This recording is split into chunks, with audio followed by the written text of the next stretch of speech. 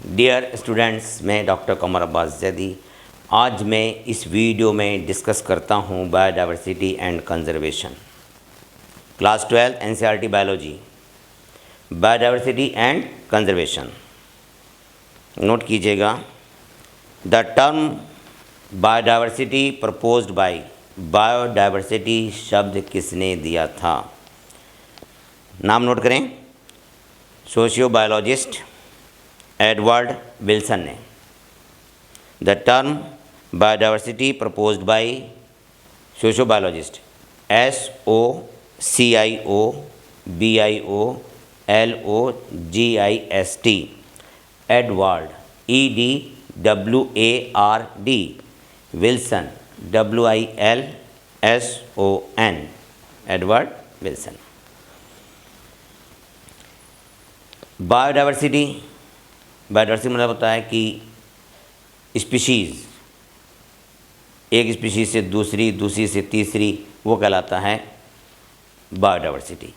जैसे हम जिस रूम में बैठे हैं, यहाँ पे ह्यूमन हैं, हम लोग हैं, मगर हमारे साथ यहाँ पे लिजर्ड्स हैं, स्पाइडर हैं, आंट हैं, कॉकरोच है। तो क्या हो गई? ये बायोडाइवर्सिटी को रिप्रेजेंट कर रहे हैं।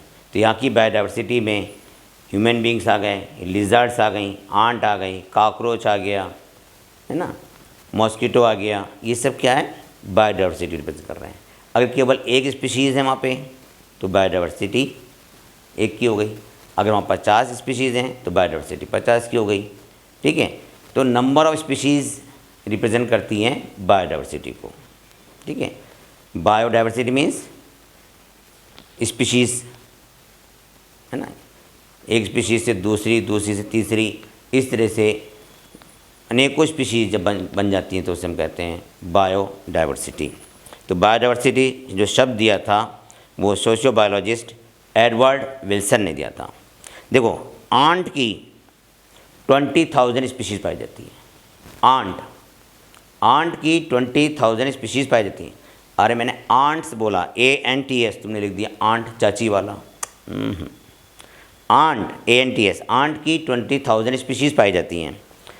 और बीटल्स, BEETLS, बीटल्स की 3 लाख स्पीशीज़ हैं, 3 लाख स्पीशीज़ बीटल्स की हैं।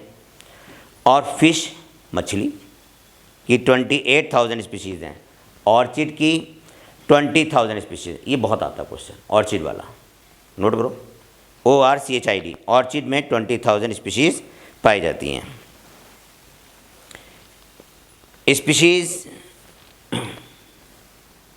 स्पीशीज़ को दूसरी स्पीशीज़ से जो हम अलग करते हैं ना, किस कैरेक्टर पर करते हैं? मॉर्फोलॉजिकल। ये आपने क्लास 11 में पढ़ा भी था। Species can be differentiate from the other species on the basis of morphological character. एक स्पीशीज़ को दूसरी स्पीशीज़ से हम डिफरेंशिएट कर सकते हैं मॉर्फोलॉजिकल कैरेक्टर के आधार पर, मॉर्फोलॉजिकल कैरेक्टर के आधार पर। और मॉर्फोलॉजिकल कैरेक्टर कौन से होते हैं? जो हमें दिखाई देते हैं, जैसे रंग है, कलर है, शेप है, साइज़ है, ये सब मॉर्फोलॉजिकल कहलाते हैं।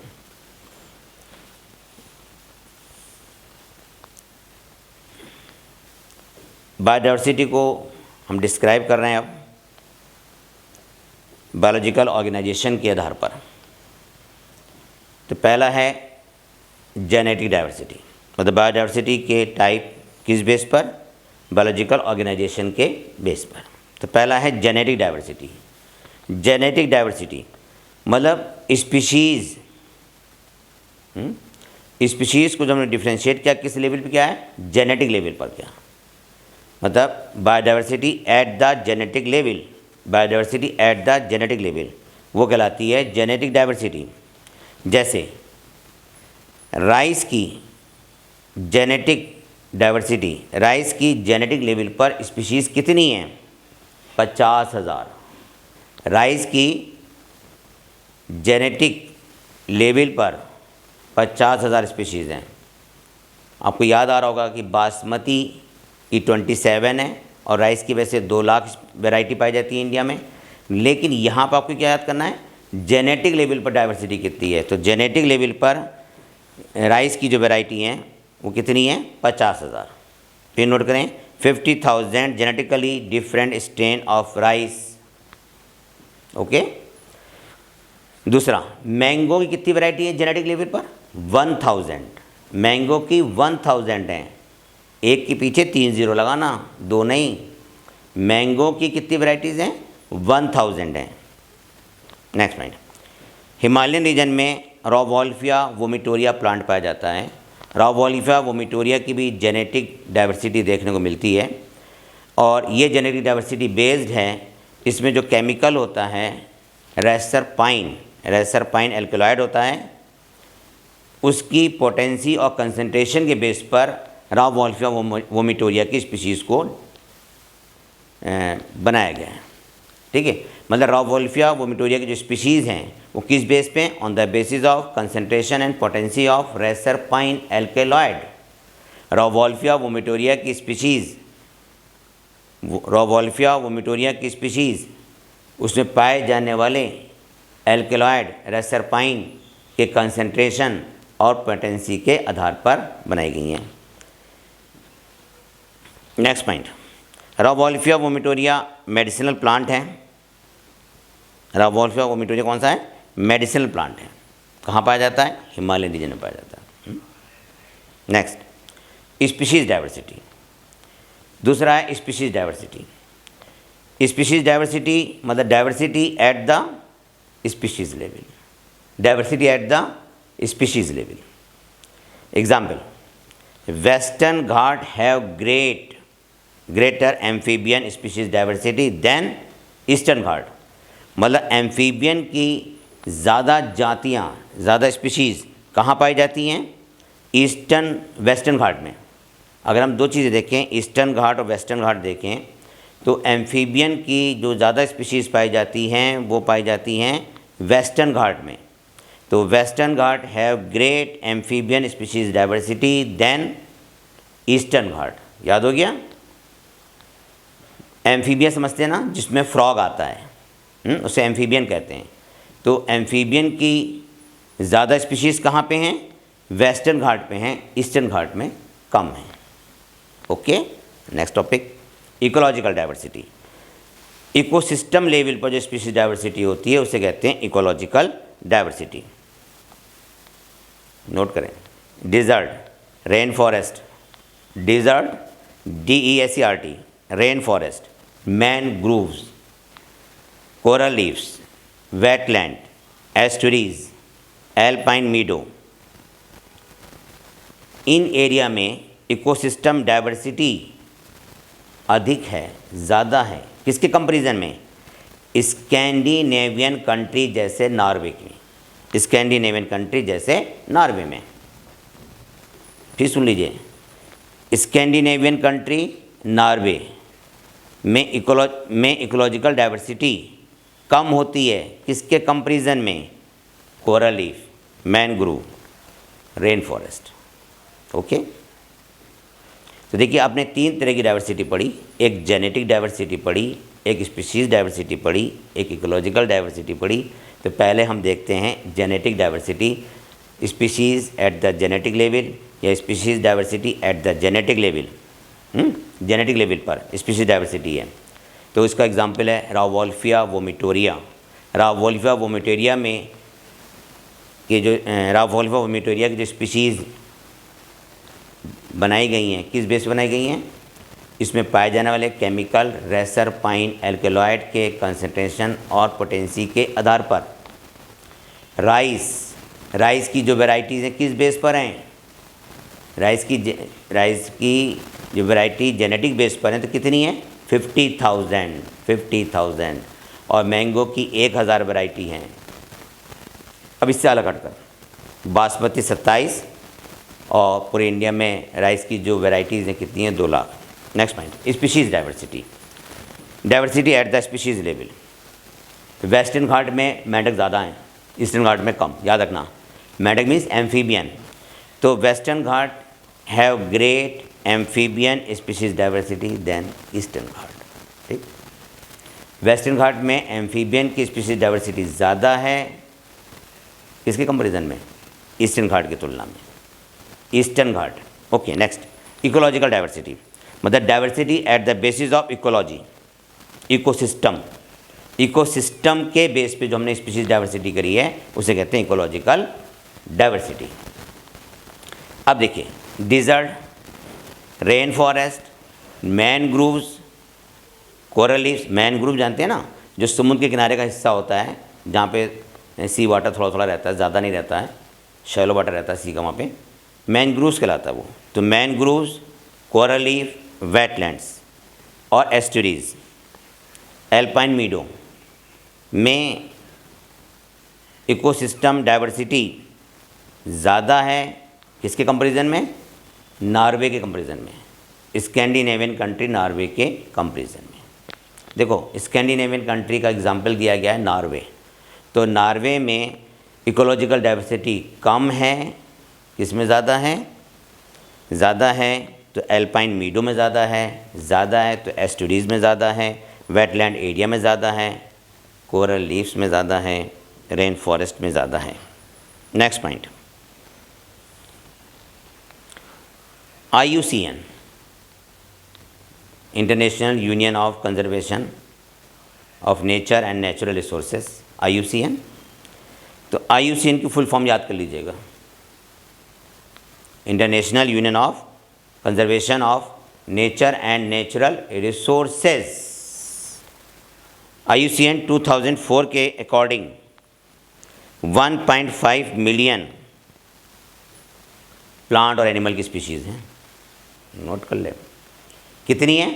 1.5 मिलियन स्पीशीज़ हैं प्लांट और एनिमल की, पूरे वर्ल्ड में। वर्ल्ड की बात चल रही है, ठीक है। पूरे वर्ल्ड में 1.5 मिलियन स्पीशीज़ हैं IUCN 2004 के अकॉर्डिंग। नेक्स्ट पॉइंट देखिए,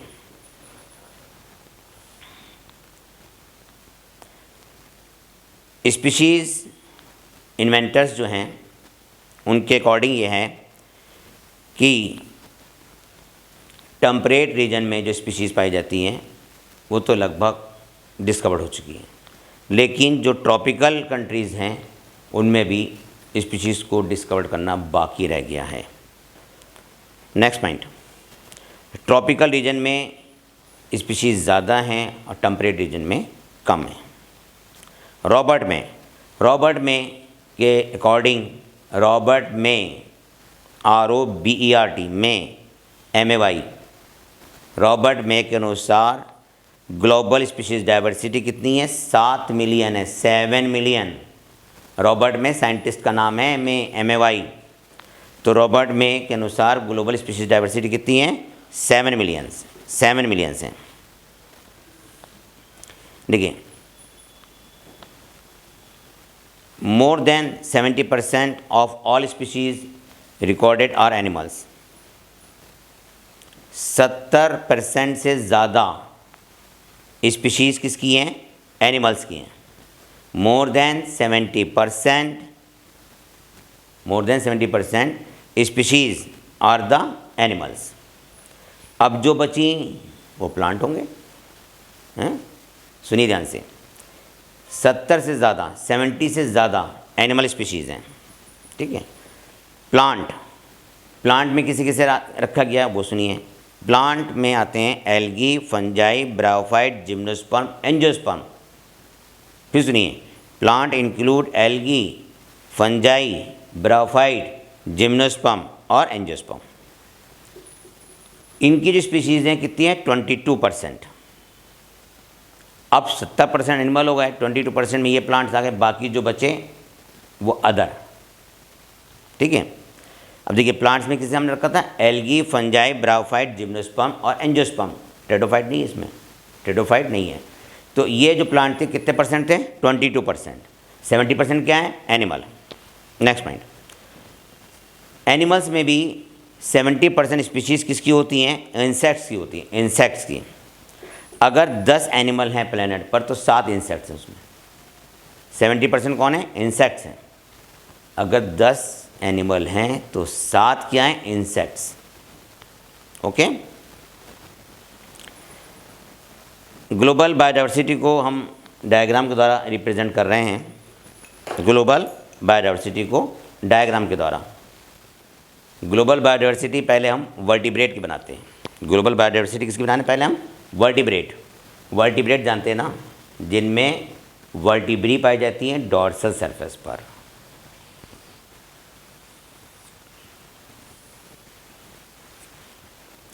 अगर सर्किल सीधा खींच जाता है ना, इसका अगर कोई आदमी सर्किल सीधे ना खींच पाए, पार्किंसन हो सकता है उसको, ध्यान रखना। हाँ, तो वर्टिब्रेट की ग्लोबल बायोडाइवर्सिटी देखिए 50% तो इसके अंदर स्पीसीज आती हैं। ये क्या है? स्पीसीज। स्पीसीज मतलब फिश। फिश उसे कहते हैं जिसमें पेक्टोरल पेल्विक फिन दोनों हों। अगर एक भी फिन नहीं है ना इसमें से, चाहे पेल्विक या पेक्टोरल, तो फिश नहीं होगी वो। तो वर्टिब्रेट ग्लोबल बायोडाइवर्सिटी में 50% क्या है? फिश। अब देखिए,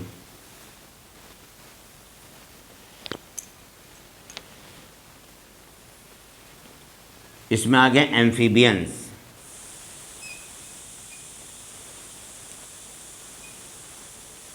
ये हो गया एम्फीबियंस।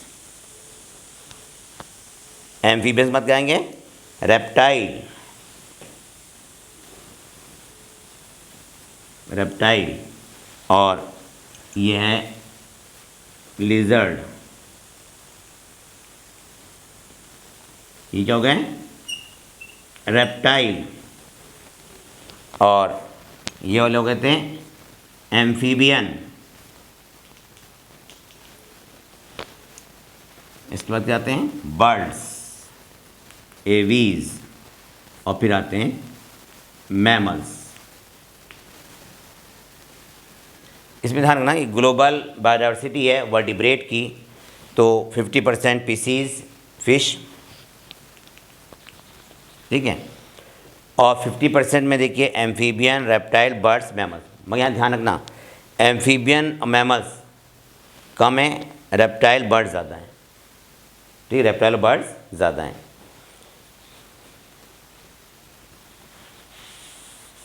देखो, मैं थोड़ा एक्सप्लेन कर रहा हूँ। ये हमने 50% में क्या आई? फिश आ गई, स्पीसीज। अब देखो यहाँ पे ये कॉलम थोड़ा छोटा होगा, ये ज़्यादा बड़ा होगा। ये एम्फीबियन का है, ये किसका है? एम्फीबियन का। और ये किसका है? रेप्टाइल का। ठीक है, इसी तरह से यहाँ पे बर्ड्स का ज़्यादा होगा, मैमल्स का कम होगा। ये बर्ड्स हैं और ये मैमल्स। अब आगे समझ में ध्यान रखिएगा इसको।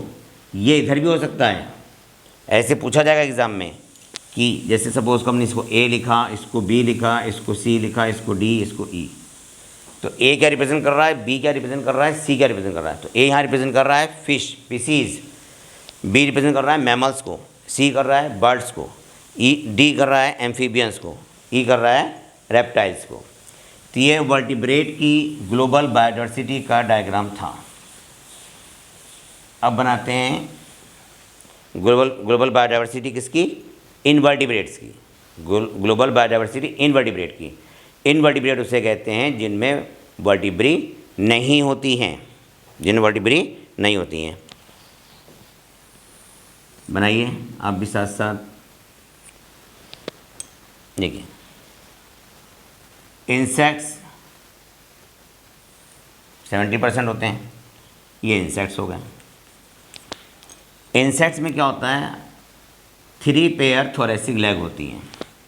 देखो, 3 पेयर थोरेसिक लेग, इंसेक्ट्स हो गए।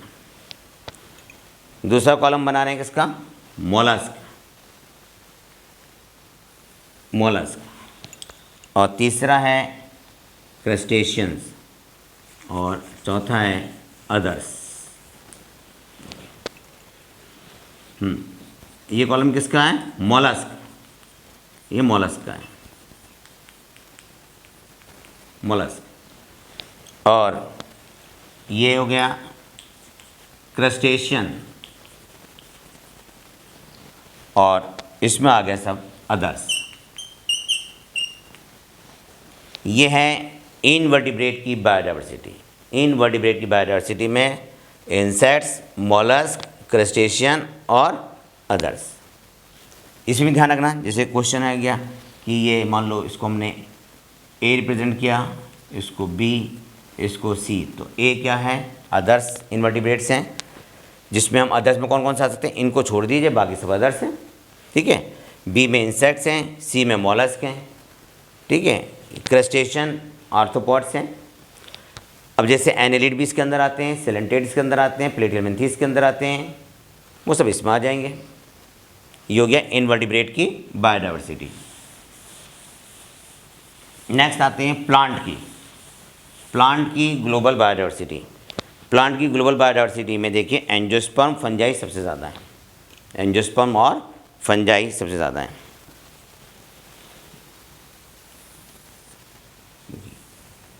ये हो गई प्लांट की ग्लोबल बायोडाइवर्सिटी। प्लांट ग्लोबल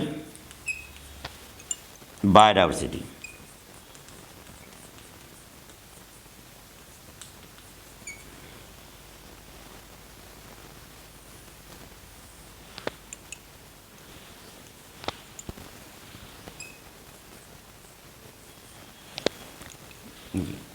ये कौन से हैं, एंजियोस्पर्म।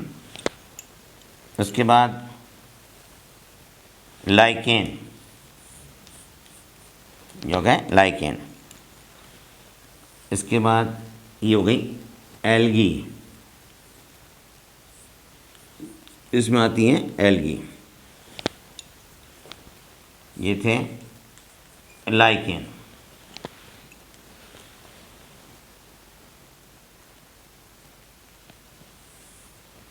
फंजाई, फंजाई है ना, फंजाई में म्यूकर वगैरह आती हैं, तो ये मैंने बना दिया मशरूम, ये मशरूम बना दिया मैंने आपको यहाँ पे। मशरूम क्या है, फंजाई है। फिर मॉस, मॉस मतलब ब्रायोफाइट प्लांट्स, और इसमें आते हैं लास्ट वाले में फर्न और एलीज। देखिए पहला कौन सा था, एंजियोस्पर्म, जिसे बोलते हैं एंजियोस्पर्म। फिर लाइकेन, एल्गी, फंजाई, मॉस और फर्न, है ना, फंस वगैरह आ गए इसमें, ठीक है। ये हो गई प्लांट की ग्लोबल बायोडाइवर्सिटी, ये हो गई प्लांट की ग्लोबल बायोडाइवर्सिटी।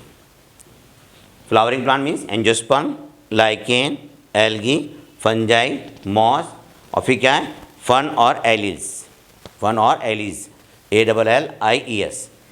इसको याद रखिएगा, प्लांट ग्लोबल बायोडाइवर्सिटी। एग्जाम में कैसे आएगा, एग्जाम में ऐसे सकते हैं कि ए का नाम बताएं, बी का नाम बताएं, सी का बताएं, कोई ज़रूरी नहीं सबका पूछें, बस यही पूछ सकते हैं ABC। तो सी क्या है, एल्गी, ए क्या है, फंजाई, बी क्या है, मॉस। ये डायग्राम के द्वारा शो किया गया था। नेक्स्ट टॉपिक है, India has 2.4% of the world land area. पूरा जो वर्ल्ड है, उस वर्ल्ड में जितना भी टेरेस्ट्रियल एरिया है, मतलब ज़मीन है, उस ज़मीन का 2.4% इंडिया है, ठीक है।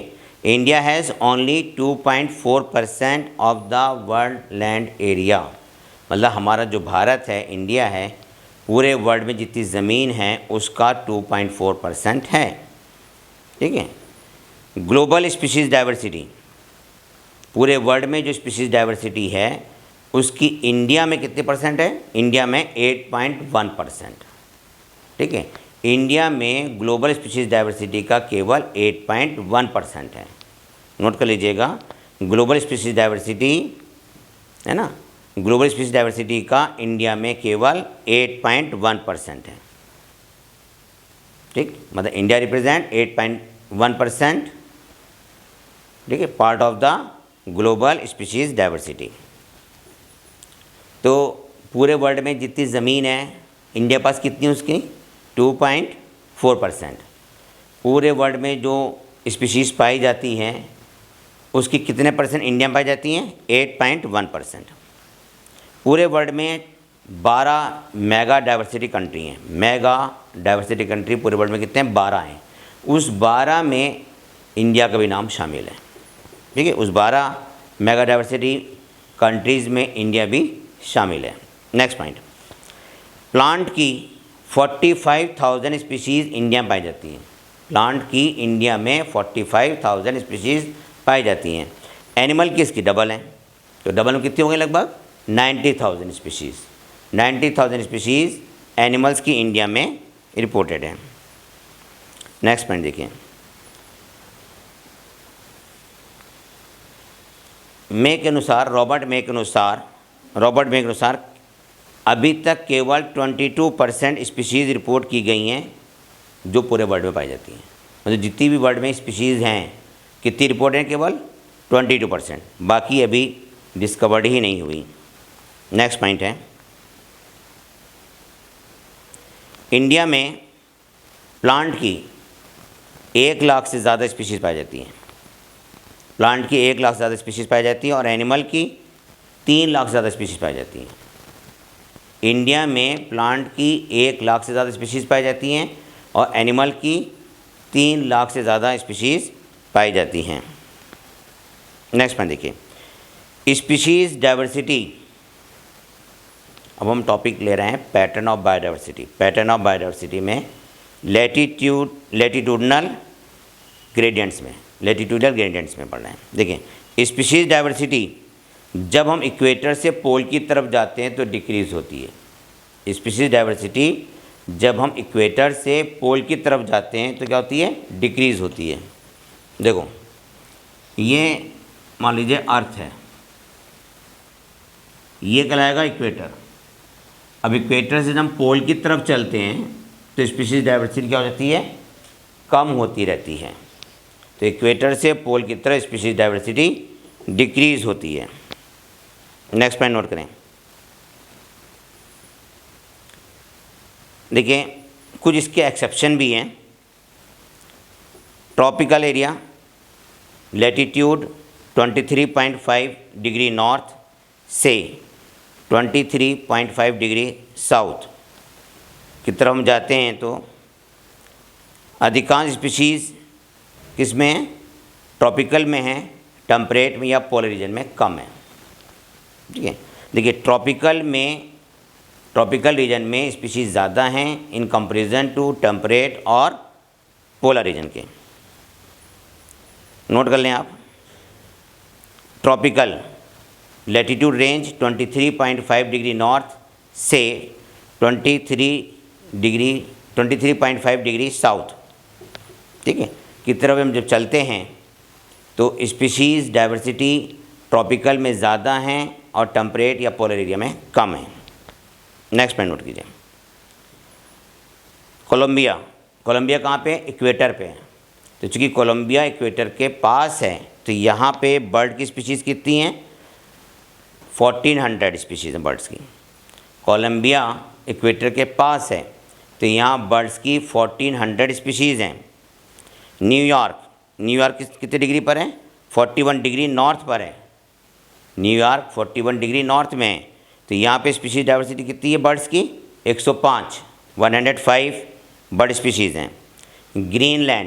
ग्रीनलैंड है 71 डिग्री नॉर्थ में, तो ग्रीनलैंड कब है? कहाँ पे है? 71 डिग्री नॉर्थ में। तो यहाँ पे बर्ड्स की स्पीशीज़ कितनी हैं? 56। यहाँ पे 56 हैं। फिर नोट कर लें, कोलंबिया में बर्ड स्पीशीज़ कितनी हैं? 1400। न्यूयॉर्क में कितनी हैं? 105। और ग्रीनलैंड में कितनी हैं? 56 स्पीशीज़ हैं। नेक्स्ट पॉइंट देखिए, इंडिया में टोटल बर्ड स्पीशीज़ कितनी हैं? 1200 से ज़्यादा। इंडिया में मोर देन 1200 बर्ड स्पीशीज़ हैं। ठीक है, इंडिया में 1200 से ज़्यादा बर्ड स्पीशीज़ पाई जाती हैं। नेक्स्ट पॉइंट देखिए, ट्रॉपिकल रीजन जैसे इक्वेडोर में वैस्कुलर प्लांट टेम्परेट रीजन की तुलना में 10 गुना अधिक होते हैं। देखिए, ट्रॉपिकल फॉरेस्ट जैसे इक्वेडोर EQUADOR इक्वेडोर में, टेम्परेट फॉरेस्ट जैसे मिड वेस्ट USA के कंपैरिजन में वेस्कुलर प्लांट 10 गुना अधिक हैं। वेस्कुलर प्लांट 10 गुना अधिक हैं। Amazon rain forest south America, Amazon rain forest south America में सबसे ज़्यादा बायोडाइवर्सिटी पाई जाती है। नोट कर लें, Amazon rain forest south America में सबसे ज़्यादा बायोडाइवर्सिटी रिपोर्ट की गई है। इसमें देखिए 40,000 स्पीशीज़ तो प्लांट की हैं। Amazon rain forest south America में 40,000 स्पीशीज़ तो प्लांट की हैं और 3,000 स्पीशीज़ किसकी हैं? फ़िश की। और 1,300 स्पीशीज़ हैं बर्ड्स की। 427 स्पीशीज़ हैं मैमल्स की और 427 स्पीशीज़ हैं एम्फीबियंस की। 378 स्पीशीज़ हैं रेप्टाइल्स की और 1,25,000 से भी ज़्यादा स्पीशीज़ हैं इनवर्टिब्रेट्स की। एक बार रिवाइज करते हैं, आप नोट करें। ट्रॉपिकल फॉरेस्ट, ट्रॉपिकल फॉरेस्ट जैसे इक्वेडोर, EQADOR, इक्वेडोर में टेम्परेट रीजन जैसे मिडवेस्ट USA के कंपैरिजन में वेस्कुलर प्लांट, मतलब जिनमें जाइलम पाया जाता है, वेस्कुलर प्लांट की संख्या 10 गुना अधिक है। अगर दोनों का एरिया बराबर हो, मतलब जितना एरिया हम ट्रॉपिकल में लें, ठीक है, और उतने हम किस में लें? टेम्परेट में। दोनों का एरिया अगर बराबर है तो वेस्कुलर प्लांट ट्रॉपिकल में ज़्यादा हैं। कितने गुना ज़्यादा हैं? 10 गुना ज़्यादा हैं। ठीक है, इसका जो एग्जाम्पल दिया है NCERT में वो दिया है ट्रॉपिकल रेन फॉरेस्ट का इक्वेडर, और टेम्परेट का एग्जाम्पल दिया है उन्होंने मिडवेस्ट USA का एरिया। नेक्स्ट पॉइंट देखिए, अमेज़न, देखिए अमेज़न रेन फॉरेस्ट जो कि साउथ अमेरिका में है, उसमें सबसे ज़्यादा स्पीशीज़ डाइवर्सिटी है। 40,000 स्पीशीज़ तो हैं प्लांट की और 3,000 स्पीशीज़ हैं फ़िश की, 1,300 स्पीशीज़ हैं बर्ड्स की, 427 स्पीशीज़ हैं मैमल्स की और 427 स्पीशीज़ हैं एम्फीबियंस की और 378 स्पीशीज़ हैं रेप्टाइल्स की और इनवर्टिब्रेट की हैं 1,25,000 से ज़्यादा इनवर्टिब्रेट स्पीशीज़ हैं। नेक्स्ट पॉइंट देखिए, टेम्परेट रीजन में स्पीशीज़ डाइवर्सिटी कम होती है, ट्रॉपिकल रीजन में स्पीशीज़ डाइवर्सिटी ज़्यादा होती है। इसका कॉज क्या है? तो इसके देखिए 3 कॉज हैं कि ट्रॉपिकल रीजन में स्पीशीज़ डाइवर्सिटी ज़्यादा है, टेम्परेट में कम है। तो पहला ये है, देखिए speciation is more in tropical region comparison to the temperate. तो पहला कॉज लिखें कि ट्रॉपिकल रीजन डिस्टर्ब नहीं होता। Tropical region years two years, कई सालों तक ऐसे का ऐसा ही रहता है, उसमें डिस्टर्बेंस नहीं होता। तो tropical latitudes have remained as it is, मतलब ट्रॉपिकल एरिया जो होता है वो डिस्टर्ब नहीं होता है। एक का रीज़न तो ये हो गया। दूसरा देखें, ट्रॉपिकल रीजन में इन्वायरमेंट कांस्टेंट बना रहता है, कांस्टेंट इन्वायरमेंट। और तीसरा देखें, ट्रॉपिकल एरिया में सोलर एनर्जी ज़्यादा होती है। जब सोलर एनर्जी ज़्यादा होती है तो फोटोसिंथेसिस ज़्यादा होती है और जब फोटोसिंथेसिस ज़्यादा होती है तो वहाँ की प्रोडक्टिविटी बढ़ जाती है और प्लांट जब ज़्यादा होते हैं तो वहाँ पे स्पीशीज डाइवर्सिटी भी ज़्यादा होती है। तो टेम्परेट रीजन के कंपैरिजन में ट्रॉपिकल रीजन में बायोडाइवर्सिटी ज़्यादा है, स्पीशीज डाइवर्सिटी ज़्यादा है। उसके 3 कॉज हैं। पहला ये है कि ट्रॉपिकल रीजन या ट्रॉपिकल एरिया जो होते हैं वो अनडिस्टर्ब रहते हैं कई सालों तक, है ना। तो ट्रॉपिकल एरिया कैसे होते हैं? अनडिस्टर्ब। दूसरा, ट्रॉपिकल एरिया का जो इन्वायरमेंट होता है वो कांस्टेंट रहता है। तीसरा, ये ट्रॉपिकल एरिया में सोलर एनर्जी ज़्यादा होती है। नेक्स्ट पॉइंट, अब हम डिस्कस करते हैं लॉस ऑफ बायोडाइवर्सिटी को, लॉस ऑफ बायोडाइवर्सिटी को देखिए, लॉस ऑफ बायोडाइवर्सिटी में IUCN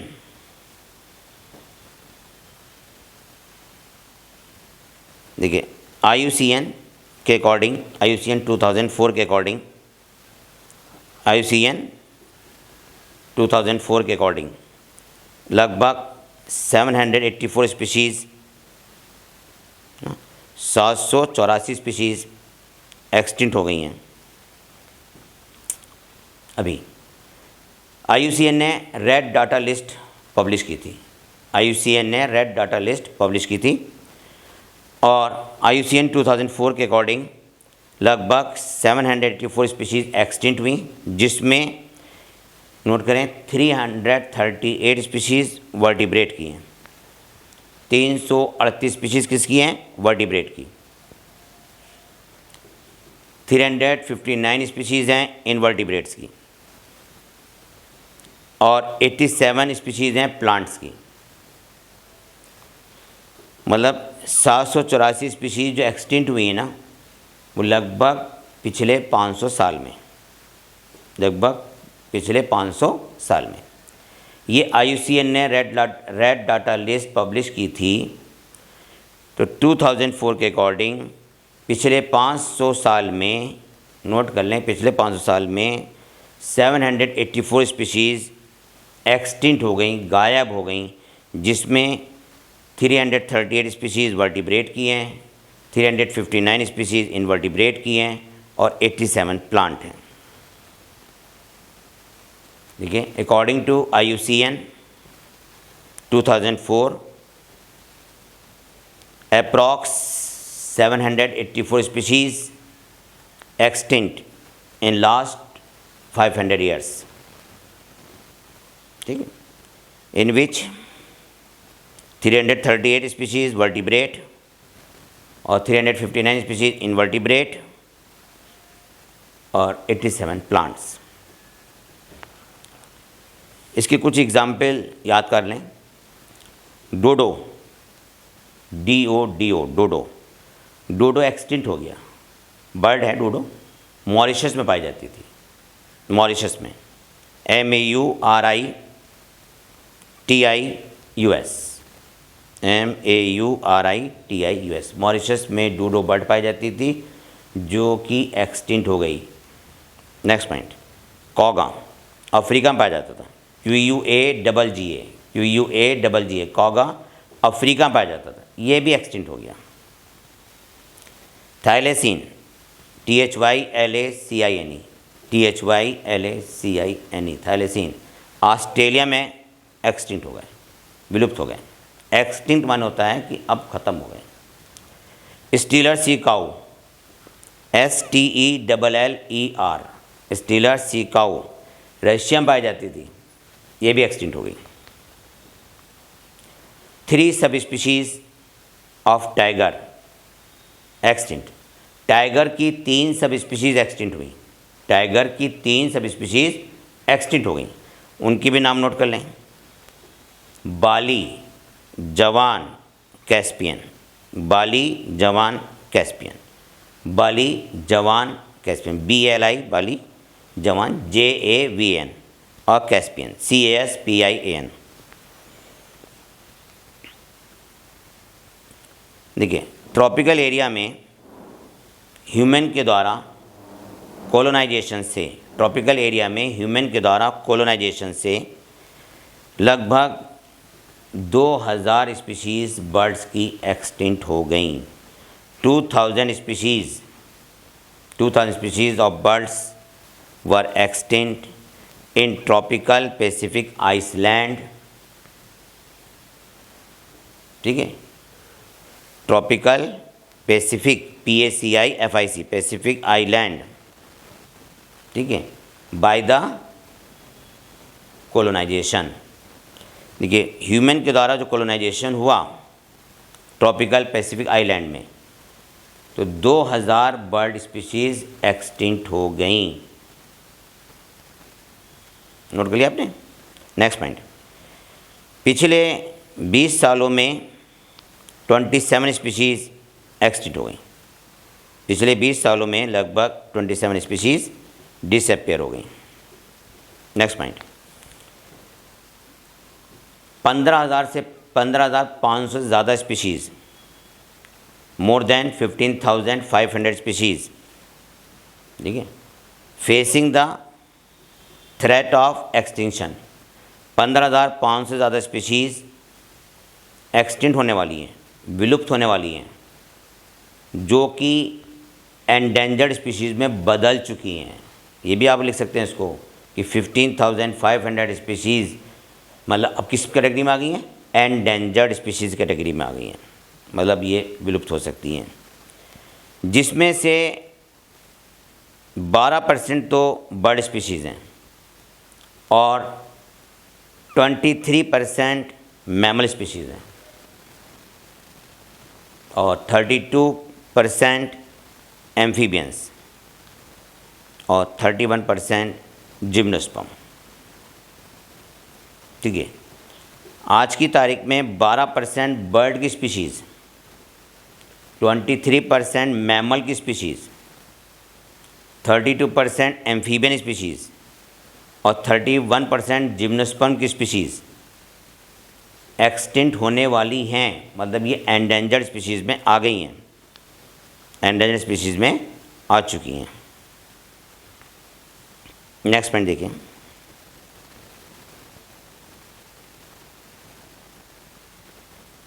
बायोडायवर्सिटी लॉस होने के कॉज क्या हैं?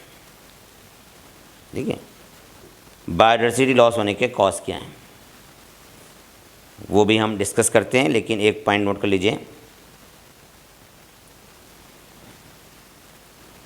बायोडायवर्सिटी जब किसी भी एरिया में ख़त्म होती है, मतलब लॉस ऑफ बायोडायवर्सिटी के जो इफ़ेक्ट हैं वो सुन लीजिए।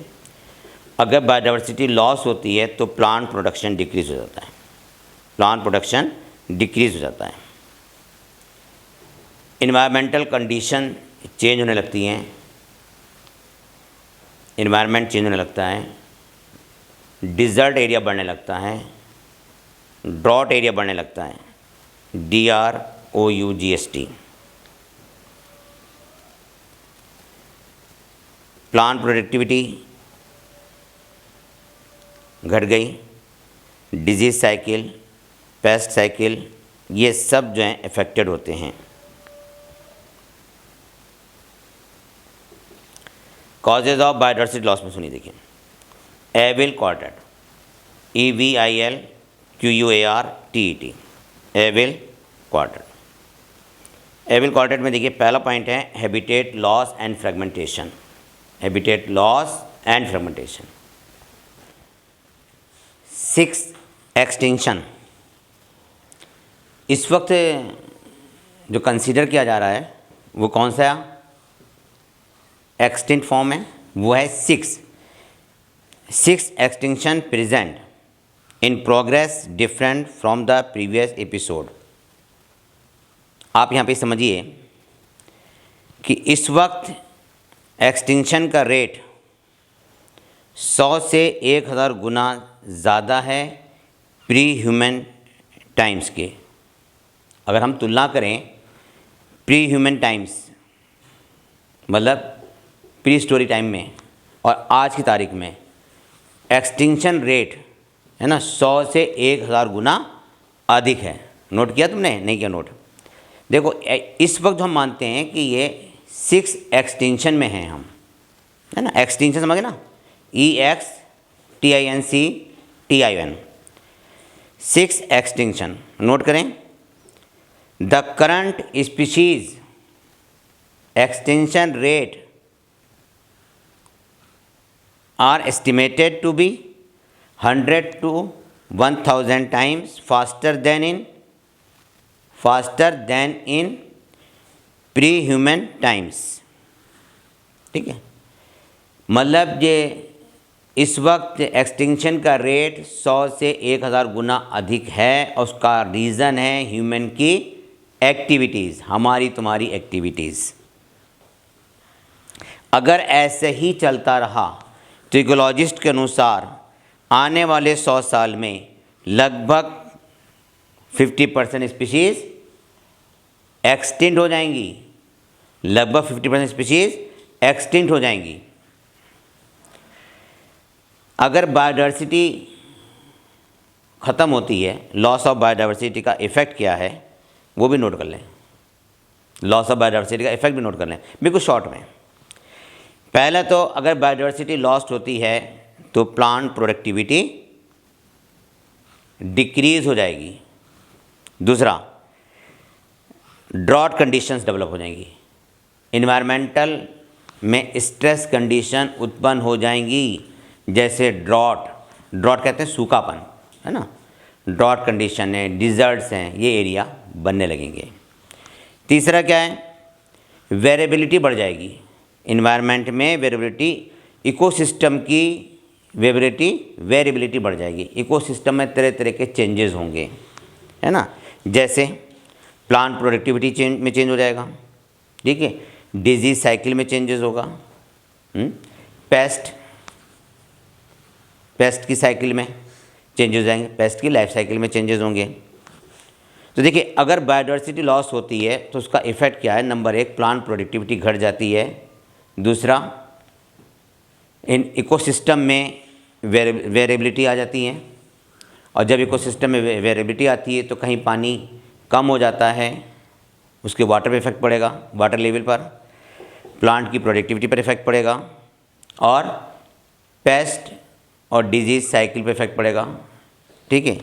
इसके अलावा स्ट्रेस कंडीशन डेवलप होंगी, है ना, स्ट्रेस कंडीशन जैसे ड्रॉट, डिज़र्ट, ये कंडीशन डेवलप हो जाएंगी। समझ में आ गया ना, ठीक है। अब हम स्टडी करते हैं causes of biodiversity losses. Biodiversity के कम होने के कारण क्या हैं? हालांकि सबसे बड़ा कारण कौन है? ह्यूमन बीइंग, है ना। तो causes of biodiversity loss note कर लें, आप लिखते सुनो हैं आप। Evil quartet, EVILQUARTET। पहला एविल क्वार्टेट क्या है? Habitat loss and fragmentation, habitat loss and fragmentation. देखिए समझिए, फॉरेस्ट है, फॉरेस्ट है ना, ह्यूमन एक्टिविटीज़ के द्वारा फ्रेगमेंट्स में टूट गया, है ना, और उसमें कॉलोनाइजेशन हुआ। देखो सुनो, मान लो ये फॉरेस्ट था, देखो ये मैंने फॉरेस्ट बनाया, ठीक है, ये फॉरेस्ट है पूरा। अब हुआ क्या, बीच में इस हिस्से में रोड निकल के, देखो इतना फॉरेस्ट डैमेज हो गया। यहाँ पे हमने रेलवे ट्रैक निकाल दिया, ये फॉरेस्ट डैमेज हो गया। यहाँ पे हमने इंडस्ट्रीज़ लगा दी, ठीक, यहाँ पे कॉलोनी बना दी। तो देखो ये सब करता चला जा रहा है ना, तो फॉरेस्ट जो है फ्रेगमेंट्स में टूटता चला गया, जिससे पूरी वाइल्ड लाइफ ख़त्म हो गई। कहीं पे इंडस्ट्रियल एरिया बन गया, कहीं पे कॉलोनीज़ बन गई, कहीं पे हाईवे निकल गया, ये हाईवे निकाल दिया, रेलवे ट्रैक निकाल दिया, इंडस्ट्रीज़ बना दी, तो पूरा फॉरेस्ट छोटे छोटे टुकड़ों में टूट गया, उनकी हैबिटेट ख़त्म हो गई, जिससे वाइल्ड लाइफ क्या हो जाएगी? एक्सटिंक्ट हो जाएगी। वाइल्ड लाइफ मतलब वाइल्ड एनिमल्स मरने लगेंगे और वो एक्सटिंक्ट हो जाएंगे। इसे कहते हैं fragmentation, habitat loss and fragmentation. देखिए, अर्थ लैंड सरफेस 14% कवर था फॉरेस्ट से, ट्रॉपिकल रेन फॉरेस्ट से, और आज की तारीख में सिर्फ 6% रेन फॉरेस्ट रह गया, है ना। अर्थ लैंड सरफेस 14%, मतलब जो अर्थ पे ज़मीन है उसका 14% भाग किससे घिरा हुआ था? हैं, ट्रॉपिकल रेन फॉरेस्ट से 14% भाग। आज की तारीख है केवल 6, ठीक है, 6% भाग ही ट्रॉपिकल रेन फॉरेस्ट से घिरा हुआ है। नेक्स्ट पॉइंट देखिए, लगभग 1000 से ज़्यादा हेक्टेयर रेन फॉरेस्ट, है ना, ख़त्म हो चुका। Amazon rain forest, Amazon rain forest को क्या कहते हैं? लंग्स ऑफ द प्लैनेट कहते हैं। अमेज़न रेन फॉरेस्ट को लंग्स ऑफ द प्लैनेट कहते हैं, क्योंकि ये अर्थ पे, है ना, एटमॉस्फेयर में जो ऑक्सीजन है उसको मेंटेन करता है अमेज़न फॉरेस्ट। तो लंग्स ऑफ द प्लैनेट कौन है? Amazon rain forest. ठीक है, अमेजॉन रेन फॉरेस्ट को हम लंग्स ऑफ द प्लेनेट भी कहा जाता है। दूसरा पॉइंट बहुत इंपॉर्टेंट पॉइंट है, क्या है? Over exploitation. Over exploitation, EXPLOITATION, over exploitation. Over exploitation क्या है? ह्यूमन बींग्स ने अपनी नीड और ग्रीड, नीड माने आवश्यकता, ग्रीड माने लालच, नीड और ग्रीड के लिए बहुत से वाइल्ड एनिमल को मार दिया, है ना। डूडो एक बर्ड है, मॉरिशस में होती थी, उसको मार के खा गए। इसी तरह से लगभग पिछले 500 साल में स्टीलर सी काऊ एक्सीडेंट हो गई, मार दिया। स्टीलर सी काऊ, STELLER, स्टीलर सी काऊ को मार दिया पिछले 500 साल के अंदर, ये ख़त्म हो गए। पैसेंजर पिजन ख़त्म हो गए। पैसेंजर पिजन, अरे जो लेटर लेके जाता था इधर से उधर, उसको ही मार दिया। पैसेंजर पिजन भी ख़त्म हो गए। तो पिछले 5 सालों में स्टीलर सी काऊ ख़त्म हो गई, पैसेंजर पिजन ख़त्म हो गए, और भी बहुत से एनिमल एक्सटिंक्ट हो गए। नेक्स्ट पॉइंट देखें, alien species invasion. Alien, ALIEN, species invasion, INVASION, invasion. इसका मतलब होता है कि किसी भी एरिया में हम दूसरी फॉरेन स्पीशीज़ को ले आए, ठीक है। जैसे यहाँ हम लोग ठीक ठाक रह रहे थे, हम बाहर से एक पहलवान पकड़ लिया है, उस पहलवान ने हम सबको मार मार के बाहर निकालना शुरू कर दिया और कब्जा कर लिया, ठीक है। ये कहलाता है एलियन स्पीशीज़ इन्वेजन। नील पर्च को ईस्ट अफ्रीका की लेक विक्टोरिया में पहुंचा दिया गया। नील पर्च मछली है, नील पर्च, PERCH, नील पर्च को ईस्ट अफ्रीका की लेक विक्टोरिया में छोड़ दिया गया। इसने लेक विक्टोरिया की, मतलब उस लेक में रहने वाली 200 स्पीशीज़ किकलिट फिश की 200 स्पीशीज़ को मार दिया। आप ऐसे याद कर लें, नील पर्च ने ईस्ट अफ्रीका में विक्टोरिया लेक में पाए जाने वाली 200 किकलिट स्पीशीज़ को मार दिया, ठीक है। तो नील पर्च को जब विक्टोरिया लेक में छोड़ा गया तो विक्टोरिया लेक में रहने वाली किकलिट फिश की 200 स्पीशीज़ एक्सटिंक्ट हो गई, मर गई। दूसरा एग्जाम्पल और इसका एक बड़ा इंटरेस्टिंग है, African catfish Clarias gariepinus, African catfish Clarias gariepinus को इंडियन रिवर में छोड़ दिया गया। तो इसने क्या किया, इंडियन रिवर की कैटफिश को मार दिया, मतलब हमारे यहाँ की जो लोकल कैटफिश थी उसको इसने मार दिया, और इस फिश को इलीगल फॉर्म में लाए थे यहाँ पे, ठीक है। अफ्रीकन कैटफिश को इलीगल लाके छोड़ा गया था इंडियन रिवर में। इंडियन रिवर की कैटफिश को इसने मार दिया। नेक्स्ट पॉइंट देखिए, प्लांट स्पीशीज़ जिनको इंडिया में लाया गया और इंडिया की वेजिटेशन को उसने नष्ट किया, उन प्लांट स्पीशीज़ के नाम भी लिख लें आप, ठीक है। उन्हें हम कहते हैं एक्जॉटिक प्लांट्स। एक्जॉटिक प्लांट पहला कौन सा है? कैरेट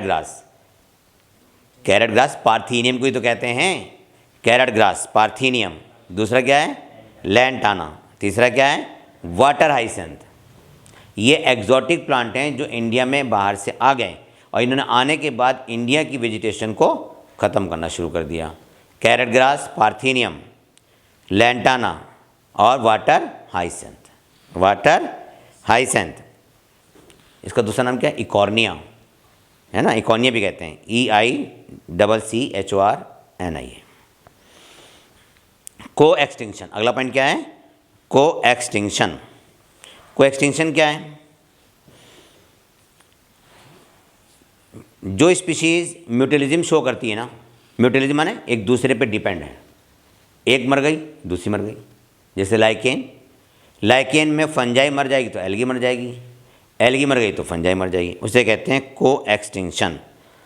तो कुछ स्पीशीज़ के बीच में ऑब्लिगेटरी रिलेशनशिप होता है, तो जिन स्पीशीज़ के बीच में ऑब्लिगेटरी रिलेशनशिप होता है वो को एक्सटिंक्शन को शो करती हैं। ठीक है, जैसे plant pollinator mutualism, plant pollinator mutualism, lichen भी म्यूटुअलिज्म को शो करता है। अगला टॉपिक है why should we conserve biodiversity, means biodiversity conservation. हम बायोडाइवर्सिटी को कंजर्व क्यों करें, है ना, वाइल्ड लाइफ को कंजर्व क्यों करें। स्टूडेंट्स, आपको याद होना चाहिए हमारी जो बहुत सी दवाएं हैं ना वो सब प्लांट से मिलती हैं। More then 25% of the drug, more than 25% of the drugs derived from 25,000 species of plant, animal नहीं, 25,000 प्लांट की स्पीशीज़ से लगभग 25% दवाएं मिलती हैं हमें, है ना। तो देखिए, more then 25% drugs obtain from the 25,000 species of plants. ठीक है, तो अगर प्लांट ख़त्म हो जाएंगे तो ड्रग्स कहाँ से मिलेगी, प्लांट ख़त्म हो जाएंगे तो फूड कहाँ से मिलेगा, है ना। प्लांट अगर ख़त्म हो जाएंगे तो फूड कहाँ से मिलेगा। ठीक है, तो हम प्लांट से बहुत सी चीज़ें लेते हैं, फूड भी लेते हैं, फाइबर भी लेते हैं और ड्रग्स भी ले रहे हैं। और प्लांट जो है ना सॉइल की फर्टिलिटी को मेंटेन भी रखते हैं। जहाँ प्लांट नहीं होते वहाँ की सॉइल की फर्टिलिटी भी ख़त्म हो जाती है। नेक्स्ट पॉइंट है इकोसिस्टम सर्विसेज में बायोडाइवर्सिटी का एक अहम रोल है। Biodiversity play an important role in ecosystem services. Amazon forest पीछा पड़ चुके हैं, है ना, एटमॉस्फेयर में ऑक्सीजन को मेंटेन करते हैं। अमेज़न फॉरेस्ट एटमॉस्फेयर में ऑक्सीजन को मेंटेन करते हैं। लगभग अर्थ एटमॉस्फेयर की जितनी भी ऑक्सीजन है ना उसकी 20% ऑक्सीजन अमेज़न फॉरेस्ट से आती है, नोट कर लो, है ना। अर्थ एटमॉस्फेयर में जितनी भी ऑक्सीजन है उसका 20% कहाँ से आता है, अमेज़न फॉरेस्ट से आता है, अमेज़न फॉरेस्ट से आता है। और प्लांट किस फिजियोलॉजिकल एक्टिविटी में ऑक्सीजन रिलीज करते हैं, फोटोसिंथेसिस में। किसमें, फोटोसिंथेसिस में। प्लांट फोटोसिंथेसिस में ऑक्सीजन छोड़ते हैं। इक्वेशन तो याद होगी या नहीं याद है, 6CO2 + 6H2O, एरो बना दो, ऊपर लिख दो लाइट, नीचे लिख दो chlorophyll, C6H12O6 + 6O2। Next point, pollinator. देखिए, पॉलिनेटर कब अवेलेबल हैं, जब बायोडाइवर्सिटी है, जब वाइल्ड लाइफ कंजर्व है। अगर वाइल्ड लाइफ ख़त्म हो जाएगी तो पॉलिनेटर भी ख़त्म हो जाएंगे। पॉलिनेटर लेयर में कौन कौन आते हैं नोट कीजिए। पॉलिनेटर लेयर में बीज, बम्बिल बी, बर्ड्स और बैट। अरे फिर से याद करो, पॉलिनेटर लेयर कौन कौन से हैं, 4 बी। कितने बी हैं, 4 बी। पहला क्या है, बीज, दूसरा क्या है, बम्बिल बीज, तीसरा क्या है, बर्ड्स, चौथा क्या है, बैट। अरे भाई, बैट मैमल है, बर्ड्स नहीं है। वो लिख नहीं रहा, वो सोच रहा है कि बैट भी बर्ड्स है। बैट है ना, कौन से मैमल्स हैं, एरियल, है ना, उड़ता है लेकिन है मैमल ये। तो पॉलिनेटर लेयर में आ गए बीज, बम्बिल बी, बर्ड्स और बैट। ठीक है, अगला पॉइंट देखें। बायोडाइवर्सिटी कंजर्वेशन के 2 मेथड हैं, कौन कौन से हैं, इन सीटू और एक्स सीटू। इन सीटू और ex situ, in situ conservation और ex situ conservation. In situ conservation किसे कहते हैं, इन सीटू का मतलब होता है ऑन साइट कंजर्वेशन। अगर हम वाइल्ड लाइफ को उनके ही हैबिटेट में कंजर्व करें तो इन सीटू कंजर्वेशन। लॉयन को कंजर्व किया जाए फॉरेस्ट में ही रखकर, एलिफेंट को कंजर्व किया जाए फॉरेस्ट में ही रख के, प्लांट का कंजर्वेशन उनके हैबिटेट में ही किया जाए तो इन सीटू कंजर्वेशन कहलाता है। इन सिटू कंजर्वेशन के मेथड कौन कौन से हैं वो नोट करें। पहला है हॉट स्पॉट, है ना। हॉट स्पॉट बायोडाइवर्सिटी रिच होते हैं, नोट कीजिए। हॉट स्पॉट, हॉट पॉट नहीं, ऐसे लगा दे भाई पॉट से पहले। Hot spot, hot spot rich biodiversity है, क्योंकि हॉट स्पॉट एरिया होता है जहाँ पे एक से ज़्यादा तरह की इन्वायरमेंट होता है। देखो मैं समझाता हूँ तुम्हें। जैसे सपोज करो ये क्या है, सी है, समुद्र, ये सी है, ठीक है। यहाँ से रिवर आ रही है, एस्टुरीज बन गई। यहाँ पे क्या है, मार्श मीडो एरिया, ये है मैनग्रोव एरिया, वेटलैंड एरिया। इधर क्या है, टेरेस्ट्रियल, ये प्लांट्स लग गए यहाँ पे, तो यहाँ प्लांट हैं मीजोफाइट। तो देखो ये कौन सा एरिया हो गया, ये हो गया mangrove area, wetland area, fresh water river, sea, estuaries, अलग अलग हो गया ना हैबिटेट। यहाँ पे कौन सी हैबिटेट है, मैराइन हैबिटेट। यहाँ कौन सी है, एस्टुरीज हैबिटेट। यहाँ कौन सी है, फ्रेश वाटर हैबिटेट। यहाँ कौन सी है, वेटलैंड हैबिटेट। यहाँ कौन सा है, टेरेस्ट्रियल हैबिटेट। तो कुछ एनिमल ऐसे होंगे जो सी से एस्टुरीज में आते हैं, कुछ ऐसे होंगे जो एस्टुरीज से कहाँ जाते हैं, मैनग्रोव एरिया में या वेटलैंड एरिया में, और कुछ ऐसे होंगे जो फ्रेश वाटर से एस्टुरीज में आते हैं, एस्टुरीज से फ्रेश वाटर में जाते हैं। तो हॉट स्पॉट वो एरिया है जहाँ पे कई तरह की हैबिटेट होती हैं, इसलिए hot spots are rich in biodiversity. सबसे पहले शुरू में केवल 25 हॉट स्पॉट थे, बाद में 9 और ऐड हुए। कितने हो गए, 34। ये वर्ल्ड में है, इंडिया में नहीं।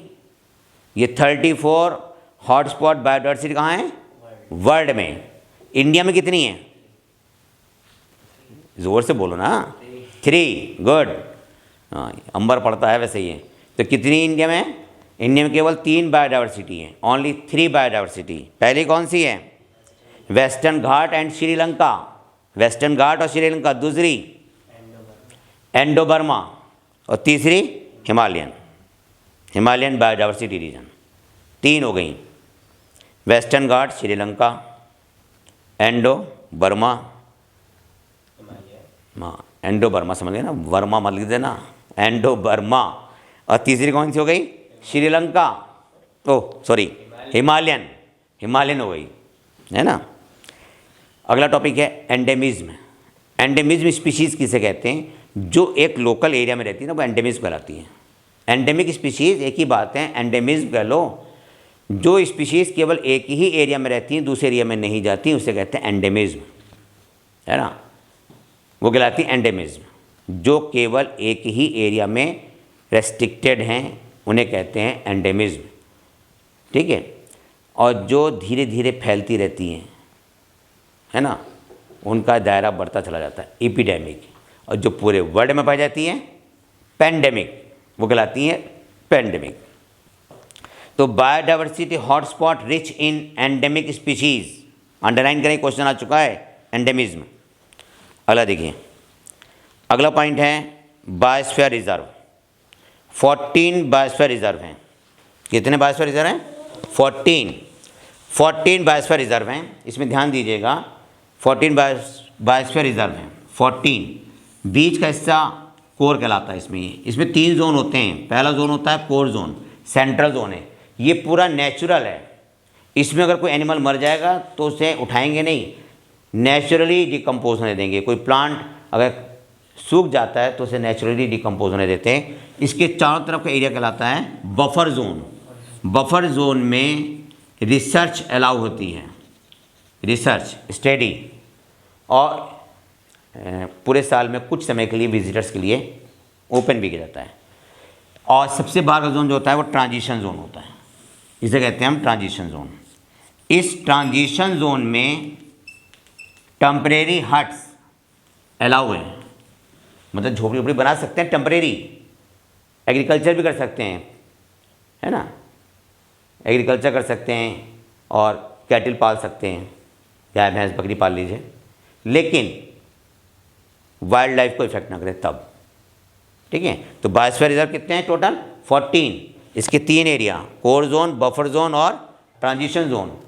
कोर जोन बिल्कुल नेचुरल होता है, no human activities allowed. Buffer zone में या ट्रांजिशन जोन में डिफॉरेस्टेशन एक्टिविटी अलाउ नहीं है, हंटिंग अलाउ नहीं है, प्राइवेट ओनरशिप अलाउ नहीं है। ठीक है, लेकिन हट किसे बना सकते हैं हम? ट्रांजिशन जोन में हट बनाई जा सकती हैं। ठीक है, ये ध्यान रखिएगा। नेक्स्ट पॉइंट देखिए, ये क्या पढ़ रहे थे आप? अरे क्या पढ़ा था अभी आपने? Biosphere reserve. अगला देखिए, national park. Total national park 90। अरे तुम कह रहे हो, सही कह रहे हो, लेकिन हम वो पढ़ते हैं जो एनसीईआरटी में लिखा हुआ है। वैसे तो 105 के आसपास हैं, लेकिन कितने हैं टोटल? 90 नेशनल पार्क हैं। और नेशनल पार्क को सेंट्रल गवर्नमेंट इस्टेब्लिश करती है। Funding world wild life fund के द्वारा भी होता है, WWF के द्वारा। इसमें प्राइवेट ओनरशिप अलाउ नहीं है, हंटिंग अलाउ नहीं है। ठीक है, प्राइवेट ओनरशिप अलाउ नहीं, हंटिंग अलाउ नहीं, किसी भी तरह की ह्यूमन एक्टिविटीज़ अलाउ नहीं है जो वाइल्ड लाइफ को नुकसान पहुंचाए। साल में कुछ समय के लिए विजिटर्स अलाउ होते हैं कुछ समय के लिए। नेशनल पार्क, इंडिया का पहला नेशनल पार्क कौन सा है? बताओ, तुम बताओ। इंडिया का पहला national park Jim Corbett national park, जिसे हैलीज भी कहते हैं। यूपी का नेशनल पार्क कौन सा है? यूपी का national park Dudhwa national park. कौन सा है? Dudhwa national park. राइनोसेरोस को कौन से नेशनल पार्क में रखा गया है, कंजर्व किया गया है? काजीरंगा। किसमें रखा गया? काजीरंगा में। नेक्स्ट, वाइल्ड लाइफ सेंचुरी कितनी है? 448 वाइल्ड लाइफ सेंचुरी हैं। वाइल्ड लाइफ सेंचुरी में प्राइवेट ओनरशिप अलाउ होती है और ये स्टेट गवर्नमेंट के द्वारा बनाई जाती है। फिर सुनिए, वाइल्ड लाइफ सेंचुरी कितनी है? 448। प्राइवेट ओनरशिप अलाउड है, हंटिंग अलाउ नहीं है, पेड़ नहीं काट सकते। लेकिन सेंचुरी में जो फ़ायदा होता है, जो प्रोडक्शन होता है, वो उसके ऑनर को दिया जाता है ना। अरे सुनिए, जो सेंचुरी है इसमें प्राइवेट ओनरशिप अलाउड है, ठीक है, लेकिन जो इसका ऑनर है बस उसको उसका प्रोडक्शन दे दिया जाता है, लेकिन वो पेड़ वेड़ नहीं काट सकता, अपनी मर्जी से अंदर जा भी नहीं सकता। ठीक है, तो डियर स्टूडेंट फिर नोट करें, वाइल्ड लाइफ सेंचुरी 448 इसे स्टेट गवर्नमेंट बनाती हैं, प्राइवेट ओनरशिप अलाउ होती है, हंटिंग अलाउ नहीं, डिफॉरेस्टेशन एक्टिविटी अलाउ नहीं है। ठीक है, लेकिन प्रोडक्शन मिल जाता है ऑनर को। ठीक है, नेक्स्ट पॉइंट देखिए, मैंने बताया था कि इंडिया में हॉटस्पॉट कितने हैं? 3। अगर सारे हॉटस्पॉट वर्ल्ड के एक साथ मिला दिए जाएं तो जो अर्थ का लैंड सरफेस एरिया है उसका 2% से भी कम कौन है? हॉटस्पॉट। जितने भी हॉटस्पॉट हैं सबको मिला दें, अर्थ का जो लैंड सरफेस एरिया है तो उससे वो 2% कम होता है। ठीक है, हॉटस्पॉट का एरिया रिड्यूस होता जा रहा है। लगभग कितना रिड्यूस हो गया अब तक? 30%, 30% हॉटस्पॉट का एरिया रिड्यूस हो चुका है। नोट कर लेना, 30% रिड्यूस हो गया। नेक्स्ट पॉइंट है सेक्रेड ग्रुव। सेक्रेड ग्रुव किसे कहते हैं? सेक्रेड ग्रुव का मतलब होता है कि हम उस एरिया को, वहाँ की वाइल्ड लाइफ को, वाइल्ड फ्लोरा को कंजर्व कर रहे हैं, लेकिन उसका रीज़न हमें पता नहीं है। कहते नहीं है इस पेड़ के नीचे मत जाना, उस पहाड़ पे मत जाना, जो गया लौट के नहीं आया, कोई रीज़न नहीं पता है, बस सुनते चले जाने का ऐसा होता है, उसे कहते हैं सेक्रेड ग्रुव। SACREDGROVES है ना। Wild life conserve due to unknown reason. Wild life conserve है उसका कोई रीज़न हमें पता नहीं है क्यों कंजर्व है। अब इसमें क्या होता है, कुछ रिलीजियस कॉज होते हैं, कुछ लोकल कॉज होते हैं, कुछ ट्रेडिशंस होती हैं। ठीक है, आप नाम याद करें। मेघालय की सेक्रेड ग्रुप, मेघालय की सेक्रेड ग्रुप कौन कौन सी हैं? खासी and जैंसिया hill, Khasi KHASI, Jaintia hill JAINTIA, hills in Meghalaya. Rajasthan की अरावली हिल्स, राजस्थान की Aravalli hills ARAVALLI, Aravalli hills of Rajasthan. Western Ghat of Karnataka and Maharashtra, नहीं नोट किया? Western Ghat of Karnataka and Maharashtra. Sarguja SARGUJA, Chanda Bastar, Surguja चंदा बस्तर सेक्रेड ग्रूव कहाँ पाई जाती हैं? मध्य प्रदेश में, मध्य प्रदेश पाई जाती हैं। ठीक है, मेघालय के जो सेक्रेड ग्रुप थे उनको रेफ्यूजीज़ को दे दिए गए थे, है ना। मेघालय के जो सेक्रेड ग्रुप थे उनको किसे दिए गए थे? लास्ट में रेफ्यूजीज़। अगला आता है ex-situ कंजर्वेशन, मतलब हम वाइल्ड लाइफ को कंजर्व कर रहे हैं आउटसाइड द हैबिटेट, उनके हैबिटेट के बाहर। ठीक है, उनके हैबिटेट के बाहर। तो ex-situ कंजर्वेशन कहाँ होता है? रिसर्च लैब में होता है, ब्रीडिंग सेंटर में होता है ना। नोट कीजिए, ex-situ कंजर्वेशन के अंदर क्या क्या आता है, लिखिए। जूलॉजिकल पार्क आता है, बॉटनिकल गार्डन आते हैं, वाइल्ड लाइफ सफारी आती है, ब्रीडिंग सेंटर आते हैं, ब्रीडिंग सेंटर आते हैं। लैब में या ब्रीडिंग सेंटर में हम जो एंडेंजर्ड एनिमल्स होते हैं उनके स्पर्म और ओवम को प्रिजर्व कर देते हैं -196 डिग्री सेंटीग्रेड पर, और ये टेम्परेचर होता है लिक्विड नाइट्रोजन का। इसे कहते हैं क्रायो प्रिजर्वेशन, इसे कहते हैं क्रायो प्रिजर्वेशन। ठीक है, तो एंडेंजर्ड स्पीशीज़ के जर्म प्लाज्म को -196 डिग्री सेंटीग्रेड पर प्रिजर्व कर देते हैं लंबे समय के लिए, इसे कहते हैं क्रायो प्रिजर्वेशन, इसे कहते हैं क्रायो प्रिजर्वेशन।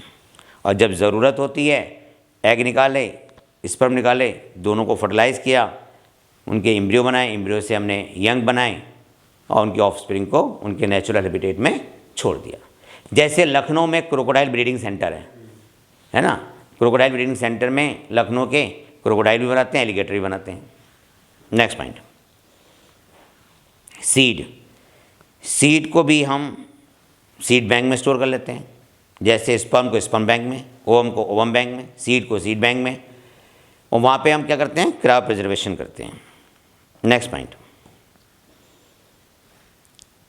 क्रायो प्रिजर्वेशन ज़्यादातर किस स्पीशीज़ का करते हैं? थ्रेटेंड स्पीशीज़ का। थ्रेटेंड स्पीशीज़ वो होती हैं जो अगर उनको हमने कंजर्व नहीं किया तो वो ख़त्म हो जाएंगी, उन स्पीशीज़ को कहते हैं threatened species, THREATENED, threatened species.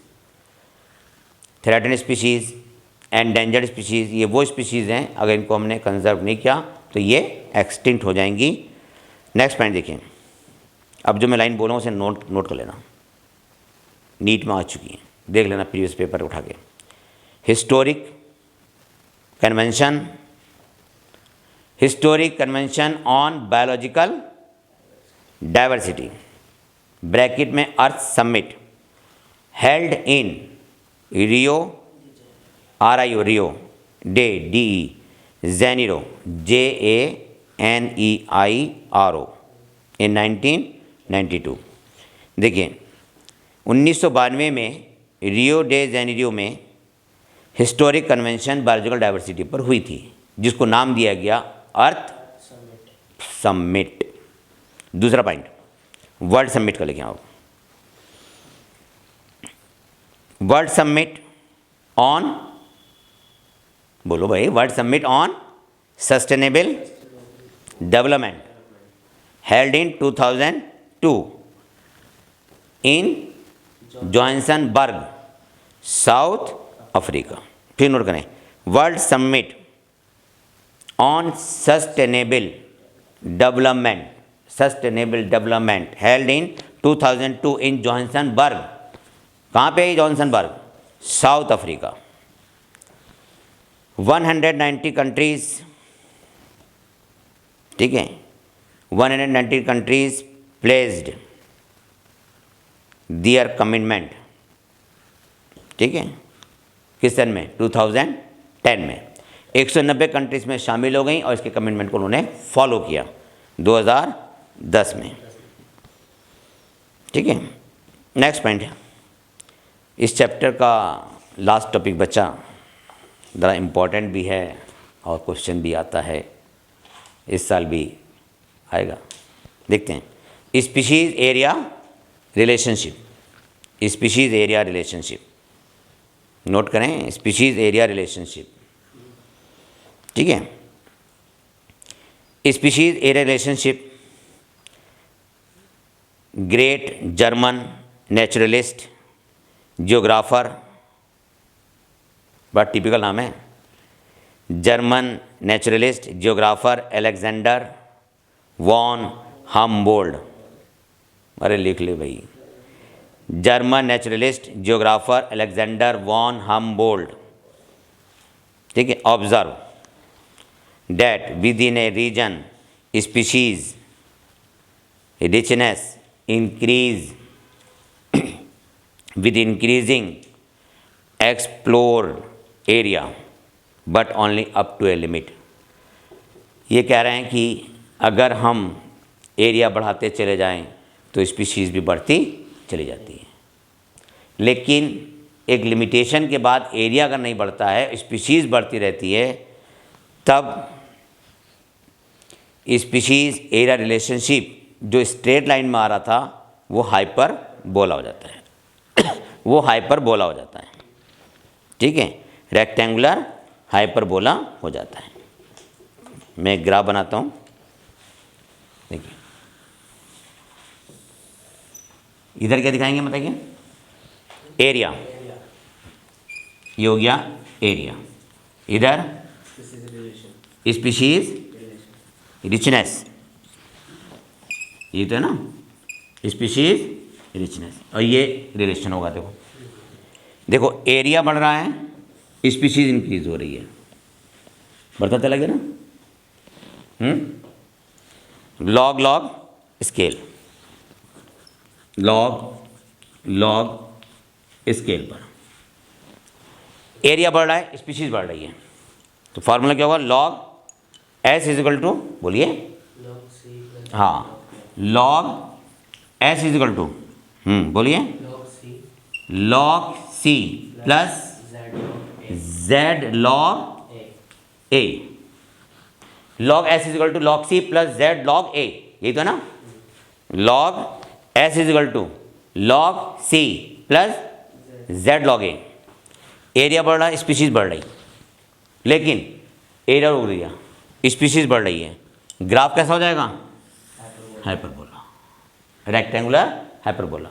अब क्या फार्मूला हो जाएगा? S equal to C A Z, S equal to C A Z, ठीक है, S equal to C A Z. Note कर लें, S equal to C A Z. अब नोट कीजिए यहाँ पे, एस क्या है? स्पीशीज़ रिचनेस, एस क्या है? Species richness. A area, Z slope of the line, regression कहते हैं, regression coefficient, slope of the line Z है। C is equal to Y intercept. अब जो हम लाइन बोलेंगे वो नोट कर लीजिएगा अच्छी तरह से। इकोलॉजिस्ट ने ऑब्जर्व किया कि जेड वैल्यू है ना 0.1 से 0.2 एक रीजन में या टैक्सोनॉमिक ग्रुप में होती है।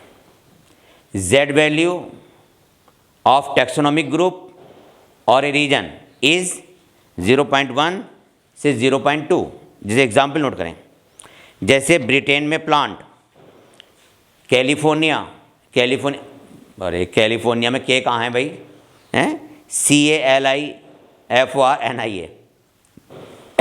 कैलिफोर्निया में बर्ड्स और न्यूयॉर्क में मोलस्क।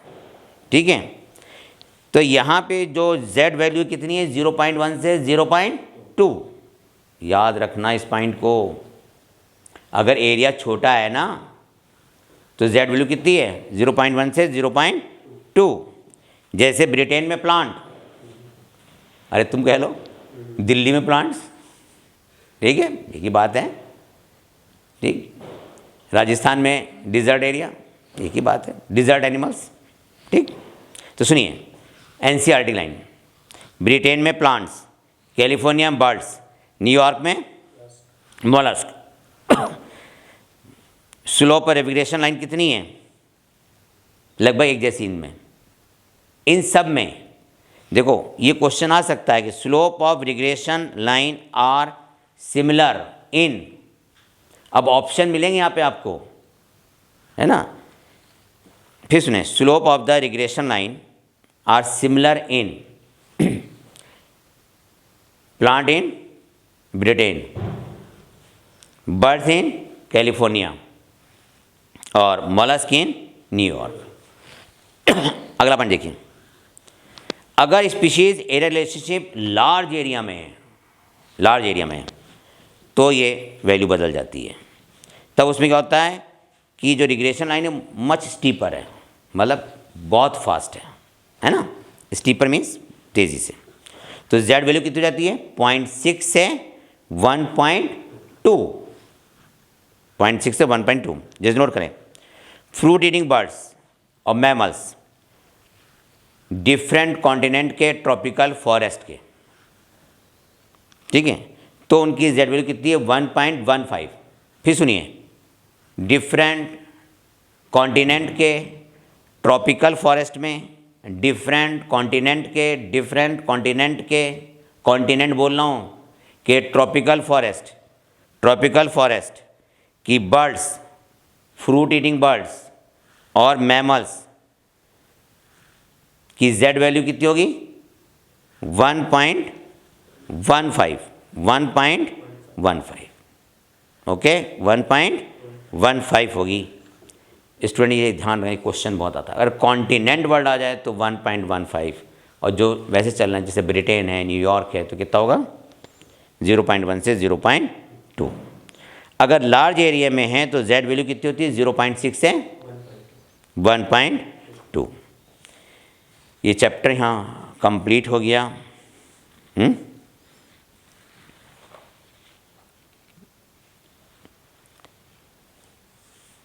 एक लाइन सुन लें, life originated on earth near about 3.8 billion years ago, 3.8 billion years ago. More than 1.5 million species, 1.5 million species have been recorded in the world. About 6 million species on earth waiting to be discovered and named. Note कर लिया आपने? नहीं note किया। 6 million species on earth waiting to be discovered and named. अरे अभी time ही कहाँ हुआ है, रात के 1:30 तो बज रहे हैं। पढ़ने वाले बच्चों की रात शुरू होती है 2 बजे के बाद से, अभी तो दिन निकल रहा है, पढ़ें बैठ के।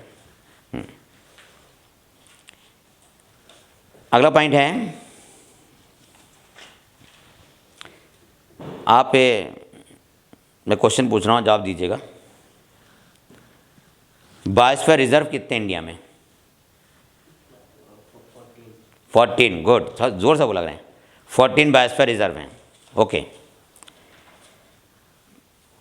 Species diversity of plant 22% is much less than that of animal 72%. What could be the explanation to how animals achieved great diversification? मतलब प्लांट की स्पीशीज कम क्यों है, एनिमल की स्पीशीज ज़्यादा क्यों है? है ना।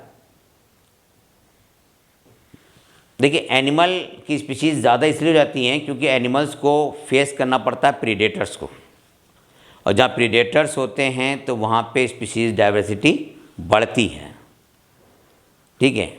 और इसका मेन काज क्या है, एडेप्टेशंस भी होते रहते हैं, ठीक है। तो इसलिए एनिमल की स्पीशीज़ ज़्यादा होती हैं, प्लांट की स्पीशीज़ कम होती हैं कंपैरेटिवली। एक आधा क्वेश्चन नोट कर लें, टाइम भी ख़त्म ही हो गया। पहला क्वेश्चन नोट करें, इंडिया में कितनी बायोडाइवर्सिटी इंडिया में कितने बायोस्फीयर रिजर्व हैं, कितने बायोस्फीयर रिजर्व हैं। बासमती की कितनी वैरायटी है, बासमती की कितनी वैरायटी, बासमती चावल की 27, ठीक है 27 है। और एक क्वेश्चन और देख लेते हैं, ये बताइए नॉर्वे की इकोलॉजिकल डाइवर्सिटी ज़्यादा है या रेन फॉरेस्ट की, हैं। रेन फॉरेस्ट की इकोलॉजिकल डाइवर्सिटी ज़्यादा होगी, नॉर्वे की कम होगी। ऑर्चिड की कितनी स्पीशीज़ हैं, ऑर्चिड 20,000 स्पीशीज़ हैं, ठीक है 20,000 है। IUCN की फुल फॉर्म पता है ना, international union of conservation of nature and natural resources. Thank you, ये टॉपिक यहाँ कंप्लीट होता है। डियर स्टूडेंट्स, देखो टाइम ज़्यादा नहीं है, आप ज़्यादा से ज़्यादा वक्त पढ़ने में लगाएं, ठीक है। सब चीज़ें छोड़ दें, सिर्फ NCERT और आप, और ध्यान रखना फिजिक्स केमिस्ट्री में भी NCERT की एक्सरसाइज ज़रूर करना, ठीक है। Thank you, wish all the best.